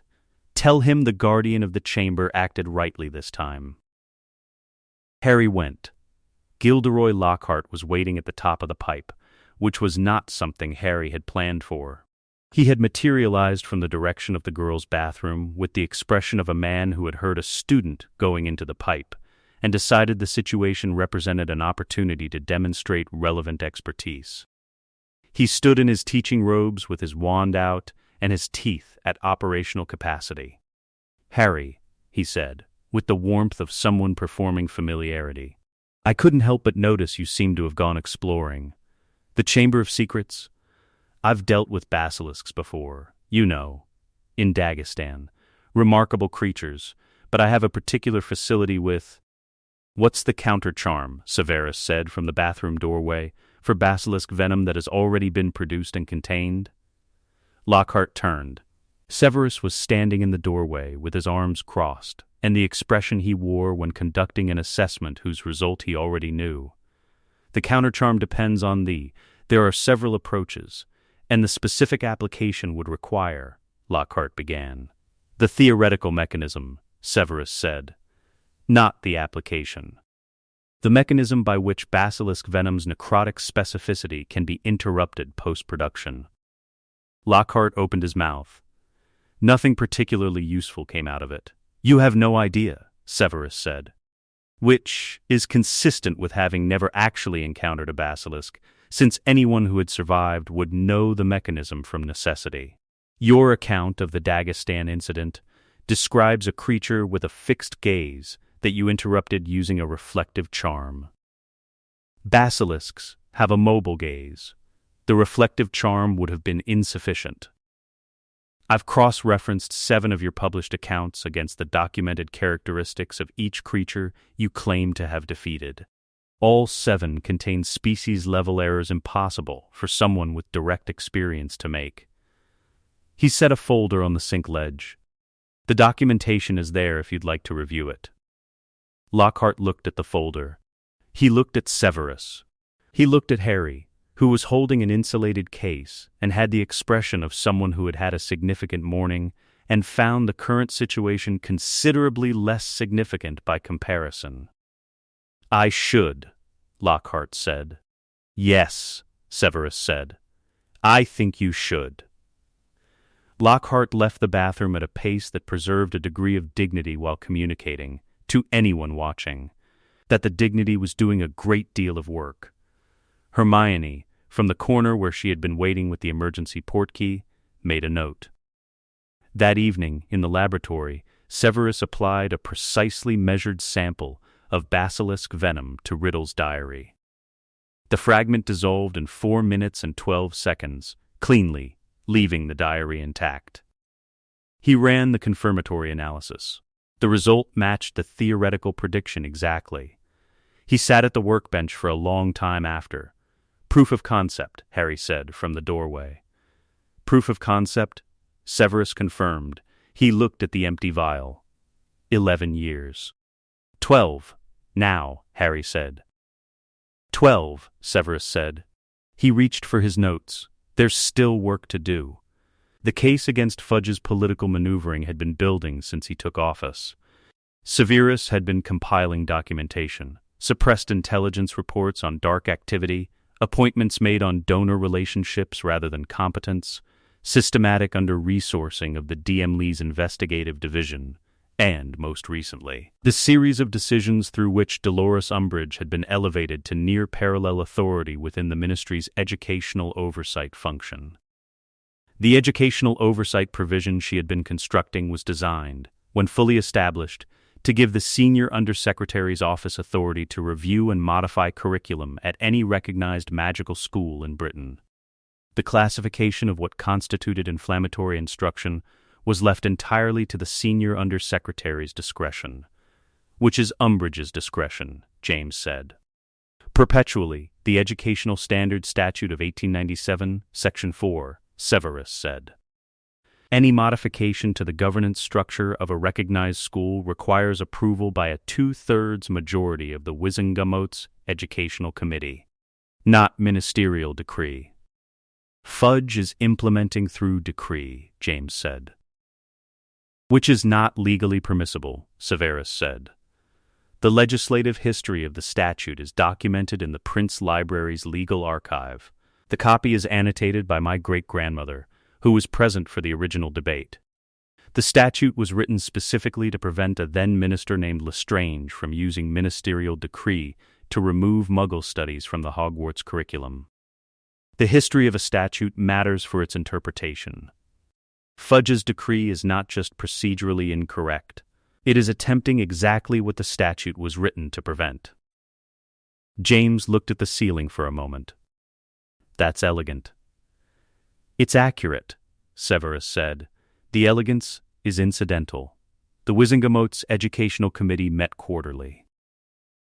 James filed the procedural challenge 10 days before the next meeting, citing the statute, its legislative history, and the specific decree number Fudge had issued. Umbridge became aware of the challenge immediately. She requested a meeting with James. He agreed, in his Wizengamot office, with a complete copy of the procedural charter visible on the desk. She arrived in pink and arranged her expression into the configuration she believed communicated warm authority. "I'm sure we share the goals of consistency and quality across magical education," she said. The 1897 statute was designed to ensure exactly that, James said. Section 4 is unambiguous. The provision modifies the governance structure of every recognized school in Britain simultaneously. That requires a committee vote, not a decree. He set the folder on the desk between them. The committee will have copies of the annotation by the person who drafted it. The process will resolve this, Madam Umbridge. She left without the folder. The committee meeting produced 9 votes to 4 against the provision. Fudge attempted a modified decree the following week. Severus had anticipated this and prepared, through Amelia Bones, a formal legal opinion from the DMLA confirming the modified decree carried the same structural flaw as the original. The modified decree was withdrawn within 48 hours. Umbridge arrived at Hogwarts in their 4th year with a new appointment, High Inquisitor, under a 1612 statute that granted review authority over staff competency. The statute was real and correctly applied. The authority it granted was real. What Umbridge was doing with it was not. Severus compiled the specific list of actions she had taken that exceeded the statute's actual authority. 11 items by November. He brought them to the Educational Committee with a formal complaint. The committee session required her attendance and a response to each item. She responded to the first 3 with prepared composure. By the 7th, she had abandoned preparation entirely and was attempting to reframe the discussion around her goals rather than her methods, a strategic shift that communicated, to anyone watching, that she had no procedural defense for items 4 through 11. The committee's presiding member, Griselda Marchbanks, said, "The committee finds that actions 7 through 11 exceed the authority granted by the 1612 statute. These actions are void. Future actions by the High Inquisitor's office that exceed the statute's specified scope will be subject to immediate review." Umbridge said, "The minister appointed the High Inquisitor," Marchbanks said. "The Wizengamot defines the High Inquisitor's authority. Those are separate functions." She looked at her notes. "We're adjourned." That evening, Severus found Harry and Hermione in the library. The committee voided 11 actions, he said. Umbridge's authority is now correctly bounded by the 1612 statute. "She'll try again," Hermione said. "Yes," Severus said. "The statute has 12 additional provisions she hasn't tried yet. I've documented the limits of each." He looked at her. "So have you, I expect." Hermione turned her notebook to the page she was on. She had been documenting the same provisions from a different angle, the case law surrounding each one, the specific decisions establishing how each limit was interpreted. Severus looked at the page. "The 3rd provision," he said. "Your interpretation of the 1743 case is better than mine." Hermione looked at him. In 4 years, that was the first time he had said that. "The footnote," she said. The case was decided on the footnote. "I missed the footnote," Severus said. "I almost did too," Hermione said. Harry continued reading. The library held its evening quiet. The Triwizard Tournament was announced at the start of their 4th year, and Hermione had identified the mechanism by the following Wednesday. She came to Harry in the library at 4:30 with her notebook open. "The Goblet of Fire selects champions by school," she said. "The selection mechanism is artifact-based, not rule-based. The goblet interprets eligibility according to its own enchantment, which predates the current tournament rules by several centuries. The original charter refers to eligible submission units as schools and their equivalents. The specific language is scholae vel irum similia, schools or their equivalents, in the original Latin. And the family pact ward constitutes an equivalent," Harry said. "It is arguable," Hermione said. "The argument requires the goblet to interpret the pact as falling within irum similia, which an artifact that old would determine based on magical character rather than institutional form. The pact's character, binding, covenant-based, collectively recognized, is closer to a school's foundational structure than a simple family grouping." She turned to the 3rd page.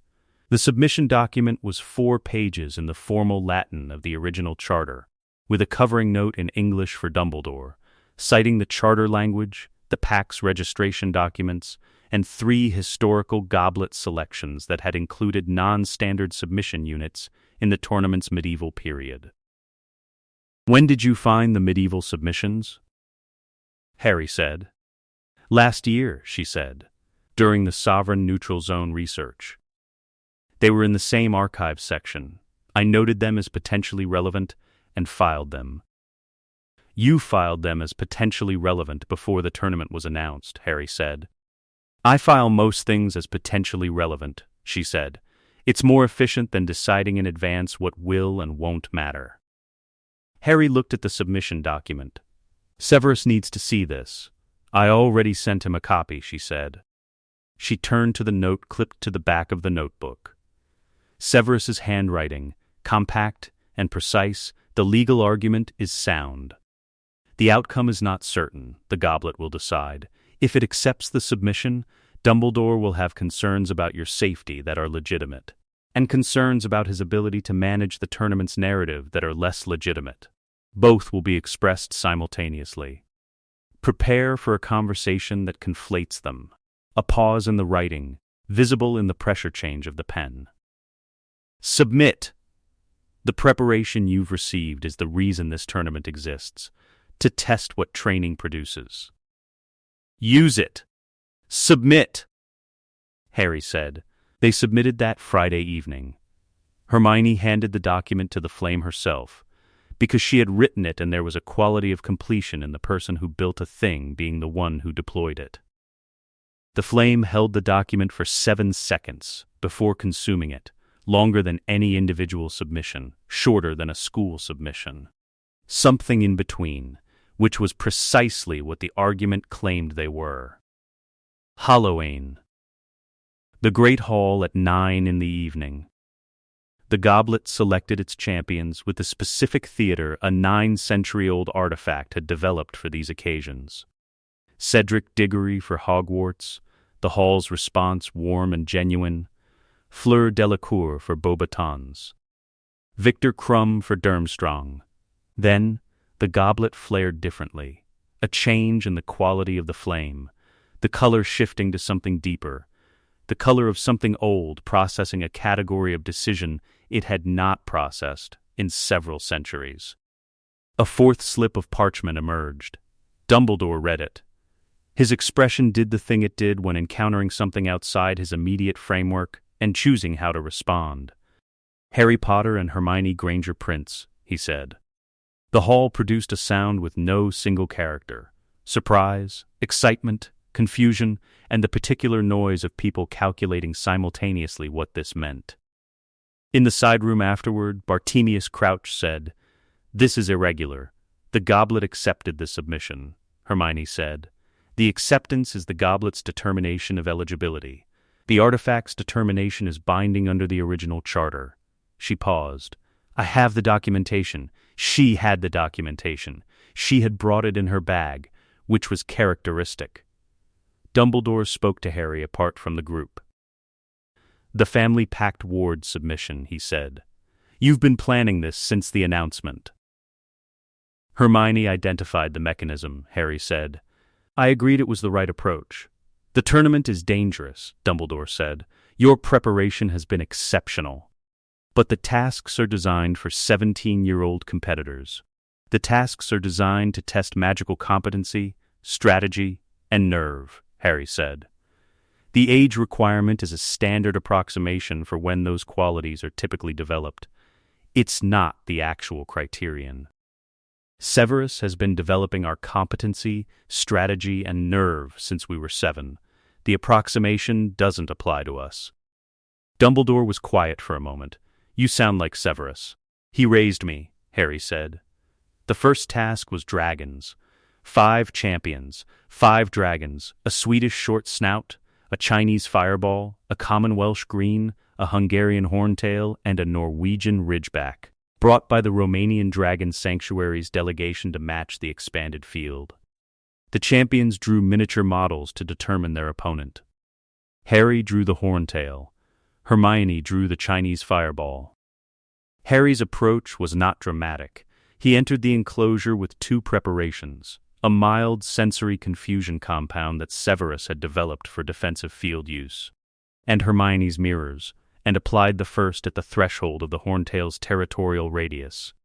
The aggression, redirected, became general rather than targeted. He moved to the egg in the time it took the dragon to reorient, retrieved it, and was clear of the enclosure before the preparation wore off. Clean, economical, not impressive in the way conjured broomsticks were impressive. Impressive in the way that things were impressive when they demonstrated that the person doing them had understood the problem before arriving. Hermione analyzed the Chinese fireball's lateral movement pattern for 40 seconds from the enclosure entrance before entering. The fireball circled before it struck. She entered on the circle's interior, applied her preparation to the ground between herself and the egg, and was at the egg before the fireball completed its next circuit.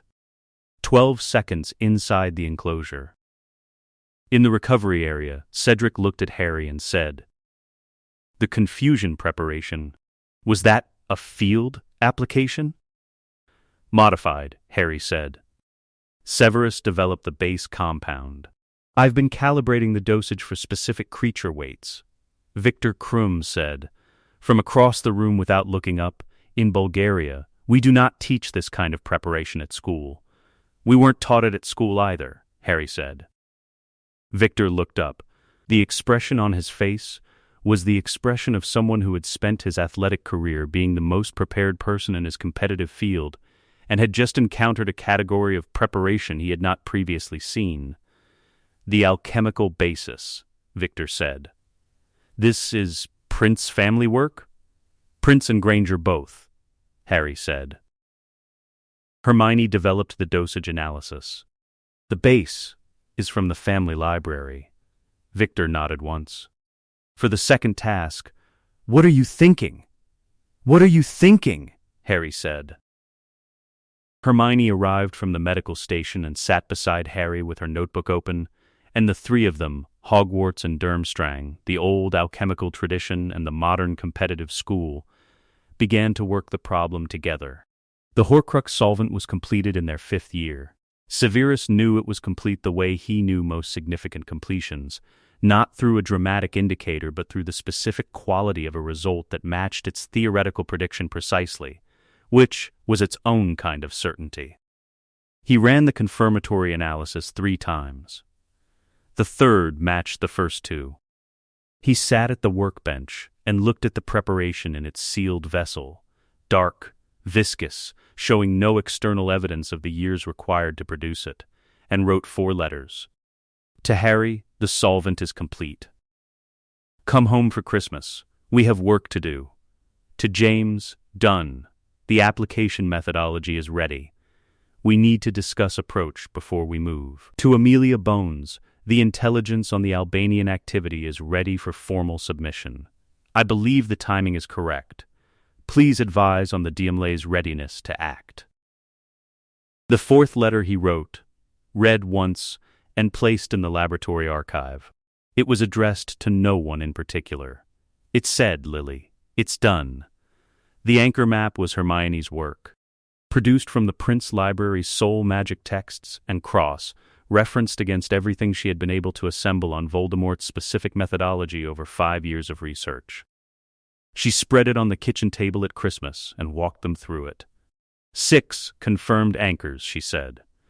The diary was destroyed during 2nd year. The laboratory, basilisk venom, direct application. Proof of concept. First mark. The ring is at Little Hangleton, Gaunt family property. The locket is in a coastal cave. The location is from the Black family's records documenting Regulus's investigation into it. 2nd and 3rd marks. The cup is in the Lestrange vault at Gringotts. The diadem is in the Room of Requirement, based on the resonance analysis Severus ran in October. 4th and 5th. And Nagini, Voldemort's snake, acquired after his diminishment, modified into a living anchor during the Albanian period. 6, James said, plus the remnant itself. The remnant cannot be destroyed without the anchors being gone first, Severus said. Once the anchors are destroyed, the remnant is mortal. An ordinary killing curse would end it.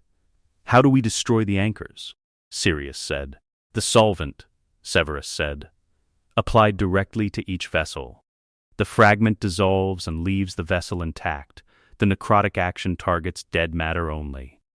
A soul fragment anchored to an object is, by definition, the dead matter in the arrangement. And Voldemort will know when we start, Harry said. He'll feel the anchors going.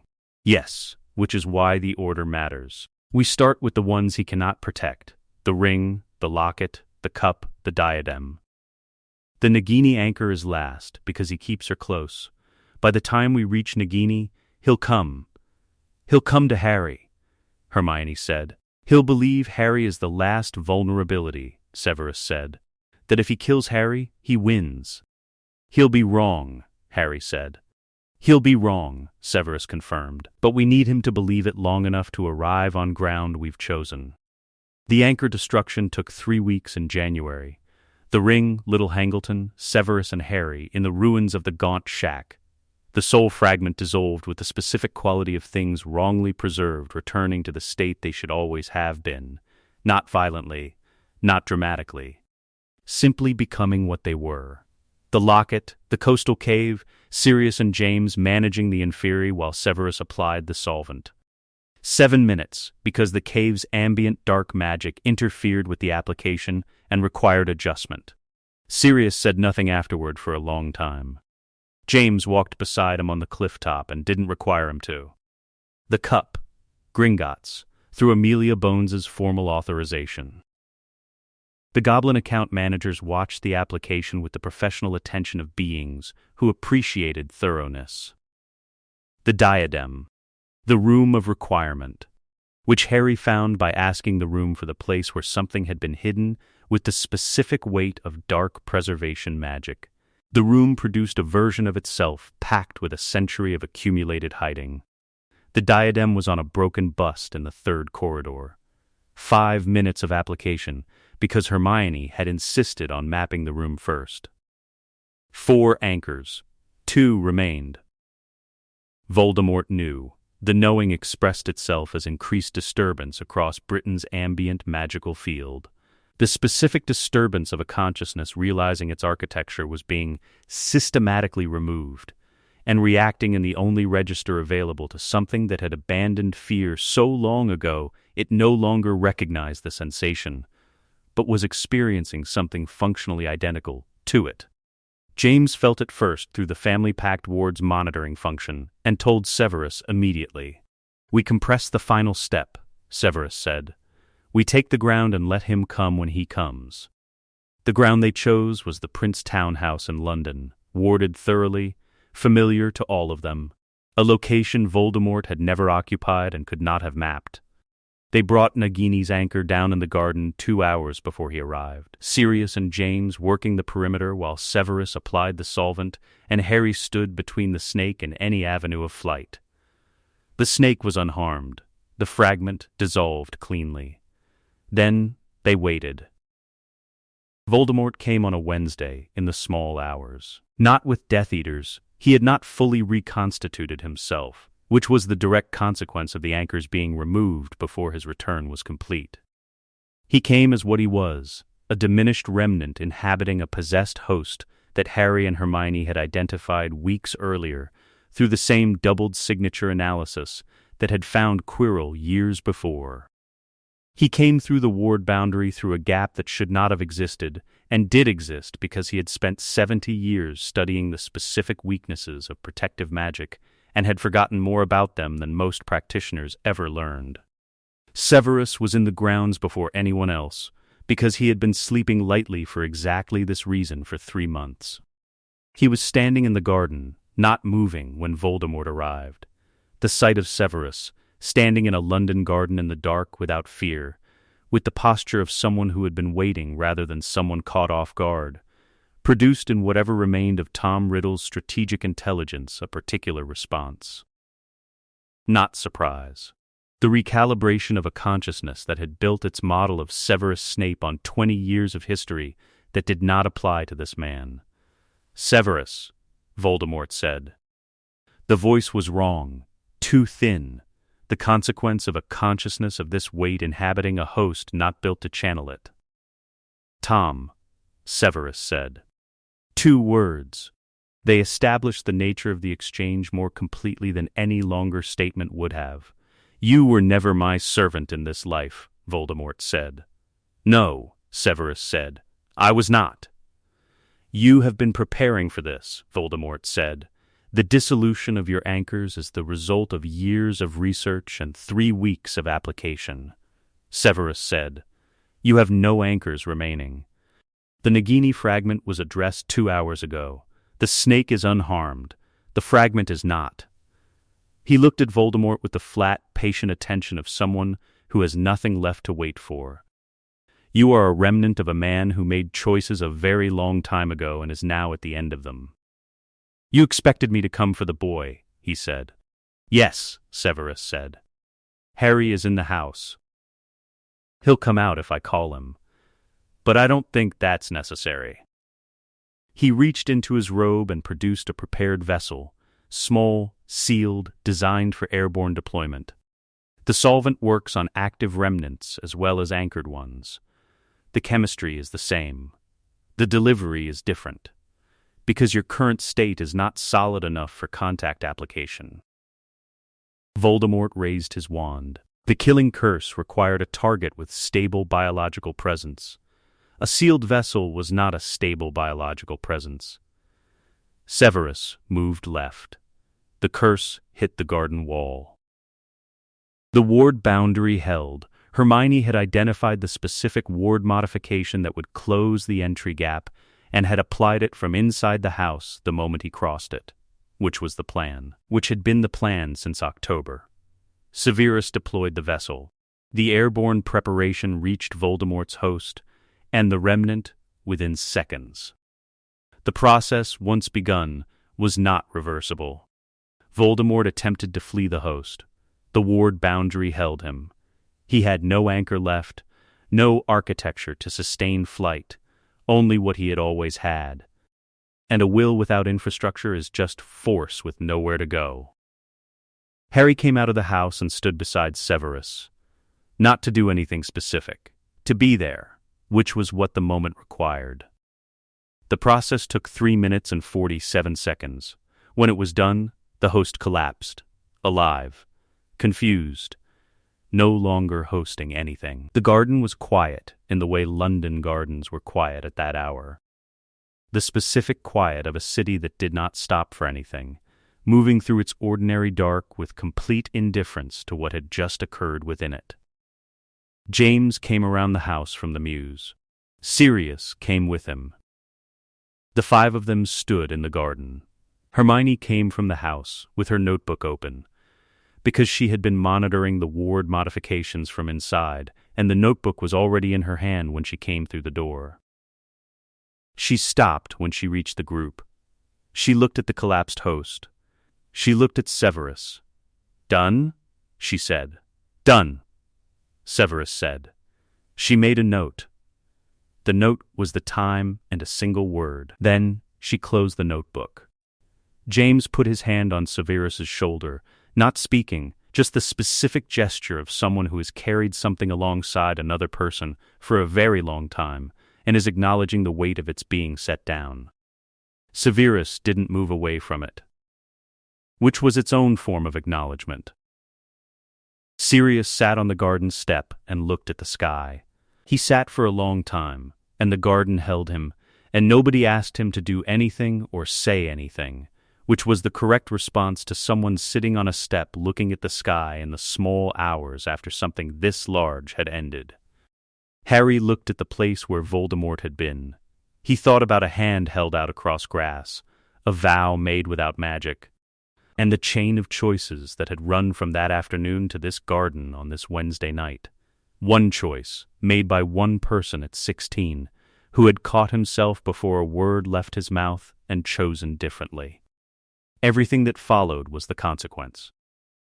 The formal recognition came months later on a Thursday in spring. The Wizengamot chamber was full, not the managed attendance of routine sessions, but the complete attendance of members who understood that absence from this proceeding would itself constitute a position. Amelia Bones presided. Lucius Malfoy was not present.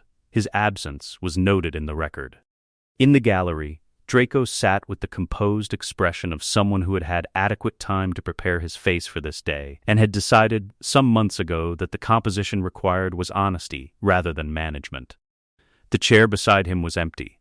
He had received the news of its intended emptiness without visible reaction, which told Harry more than a visible reaction would have. Bones read the formal citations.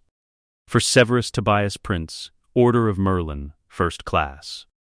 The citation described the years of research, the alchemical methodology, the development of the Horcrux solvent, the identification of the threat's structure before any official body had acknowledged the threat existed, and the specific events of a Wednesday night in a London garden. The language was formal and accurate and communicated, to anyone who read it completely, that the wizarding world had been protected by someone it had never noticed protecting it. For James Fleamont Potter, Order of Merlin, Second Class, for sustained operational support and the legal and political infrastructure that had made the work possible. James received this with the expression of a man thinking about a door opened at the right moment, and who finds the award beside the point but accepts it as the closest available approximation. For Sirius Black, formal recognition of his operational role, and a notation acknowledging that the institutional suspicion directed toward him. Suspicion rooted in family name rather than demonstrated action, sustained by procedural inertia rather than evidence, had been without foundation, and had caused harm the record was now correcting. Not a restoration of rights revoked, a declaration that the withholding had been wrong. Sirius looked at his hands. Then he looked at James. James looked back. Nothing was said. Everything was communicated. Harry and Hermione's recognition was not an Order of Merlin. Bones had asked what form they preferred, and Hermione had written back requesting formal documentation, recognizing the educational framework as a legitimate alternative approach, with provisions for other families to access it. Bones had passed the letter to the committee's legal division with a single note: "Make this real." What the legal division produced was the Prince Granger educational endorsement, a formal recognition that the methodology constituted an endorsed alternative educational approach, producing outcomes the standard assessment recognized as equivalent to or exceeding standard preparation, dense with regulatory language. That said, in functional terms, this works, it is recognized, it can be replicated. Hermione opened her notebook when Bones read the endorsement's title aloud. Harry, reading over her shoulder, saw that it said, "First Replication Families, identify by end of term. Curriculum documentation needs updating for general use. 3 months minimum." "You started planning for this in August," he said. "I documented it regardless of whether the recognition was going to happen," she said. The documentation was useful either way. In the corridor afterward, Fudge passed them. He looked at Harry with the expression of a man who had spent years deciding what position to take on a variable, and had arrived at the position too late for it to matter. He nodded. Harry nodded back. The exchange communicated nothing and everything, which was the correct amount. Umbridge passed through without looking at anyone. She had learned that invisibility was the only remaining strategy and was implementing it with consistency. They went home. The Prince townhouse that evening had the quality it always had after significant days, the domestic warmth of a space that had absorbed many of them into its atmosphere, the rooms carrying an accumulated significance that was neither heavy nor light, simply present. James was in the kitchen cooking. Because cooking was what James did with events that required processing, it gave his hands something to do while the rest of him caught up. Sirius narrated a running commentary from the doorway on whatever was in the pot. Remus sat at the table with tea in the particular quiet contentment of someone who had learned not to take ordinary evenings for granted, which was the kind of knowledge that cost something to acquire and was still, on balance, worth having. Harry sat at the kitchen table with the curriculum documentation between his hands, working through the section on wandless magical theory, the section requiring the most reconstruction because Severus had taught it through demonstration rather than explicit instruction, and demonstration did not translate directly into documentation. Severus was in the laboratory. He was not working. He sat at the workbench with the laboratory's quiet around him, the specific quiet of a room that had been the site of sustained work for many years and had developed the character of a space that took work seriously, the way spaces did when they had been used for work that mattered long enough. The solvent documentation was in the archive. The application methodology was in the archive. The theoretical framework was complete and documented, and would, within the year, be published in a form the broader research community could access and build upon. He sat in the laboratory and thought about Lily Potter, who had held out her hand on a June afternoon and said, "Take my hand, Sev," and whom he had not been able to save entirely, and whose son was upstairs at the kitchen table, making notes about a curriculum that bore her name and its ancestry, because everything in this household bore her name and its ancestry, in the specific shape that one choice made correctly had produced. He sat with this for a while, in the way of someone who has carried something for a long time and has not yet learned what to do with the weight now that it can be set down. Then he went upstairs. The dinner was, as Sirius had narrated comprehensively and in advance, excellent. They sat at the kitchen table in the configuration they had been sitting in for years, James at the head, Sirius beside him, Remus across, Severus at the end, Harry and Hermione on the same side in the way they had been sitting on the same side since they were 7 and 8, and discovered that sitting together meant they could read each other's notes without asking. James told a story about a Board of Governors meeting he had not told before, because the timing had not been right until now. Sirius made it considerably worse. Remus said nothing, because saying nothing was occasionally more useful than accuracy. Hermione corrected 3 factual inaccuracies with the efficiency of someone who had been doing this for years. Harry pointed out that she had made the same 3 inaccuracies when she told the story to Draco in November. "I didn't tell it to Draco," she said.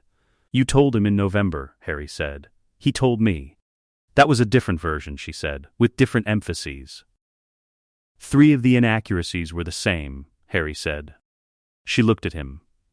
He looked back. Severus, across the table, produced the expression he produced when something had performed in a way that satisfied the original assessment. Not a smile exactly, but the precursor to one. Held at the stage where it was visible only to people who knew what to look for and had spent enough time learning the grammar of his face to read it. James, who had spent many years learning what to look for, saw it. He reached for the wine and poured Severus's glass without asking, set the bottle down, and continued the story. Later, the kitchen quiet. The table cleared. Harry and Hermione sat with the curriculum documentation between them, working through the wandless theory section. The problem was the same problem it had always been. Severus had taught it by showing rather than explaining, and showing did not transfer cleanly to a page someone else would read without the showing. The way he taught the wandless work, Hermione said. He never described the mechanism directly. He demonstrated and let us arrive at the mechanism ourselves, because describing it directly produces a mental model that interferes with the arrival, Harry said. You can't tell someone how to balance. You have to let them find the balance point themselves and then recognize it when they're standing in it. But the documentation needs to be explicit enough for families without a Severus to use it, she said. We document the destination, not the path, Harry said. Here's what it feels like when it's working. Here's how to recognize when you're almost there. Here's what almost working looks like specifically, so you know you're close and you keep going rather than stopping. Hermione wrote for several minutes. Harry watched the section take shape under her pen, the specific, complete, usable shape of something implicit becoming explicit, which was one of the things she did better than anyone he had encountered. Severus came through the kitchen on his way back to the laboratory, which was where he went when the evening ran late and the work was calling, and he stopped at the table and looked at the section she had just finished. He read it without speaking. The 3rd paragraph, he said, after a moment. The description of the almost working state. He paused. That's accurate. I was trying to describe what I felt when it wasn't quite right yet, Hermione said. The specific quality of being close without being there. You described it correctly, he said. That's what it feels like. He looked at Harry. Both of you felt that for 3 months before the first clean cast. I know, Harry said. I remember exactly what it felt like. Severus looked at the documentation, the section, the pages, the complete curriculum archive in its organized file beside the kitchen table, where a significant fraction of the most important work in this household had always been done, in the ordinary light of an ordinary kitchen, by people who understood what the work was for. It's good work, he said. He went to the laboratory. Hermione looked at Harry. Harry looked at Hermione. In all the years of working alongside Severus Prince, across all the sections completed and problems solved and late evenings at this table, he had said those 3 words perhaps 4 times. They both knew the count. Hermione turned to the next section. Harry picked up his pen. Outside, London continued as it always continued, indifferent, full, moving through its ordinary night with the specific momentum of a city that did not stop for anything. Inside the Prince townhouse, the lights were on and the work was ongoing, and the household built from one choice, made correctly, continued to be what it had always been. A kitchen table, a curriculum, a laboratory, a man who had caught himself before a word left his mouth and chosen differently. The work continued. Let us know what you'd like to see next. The end.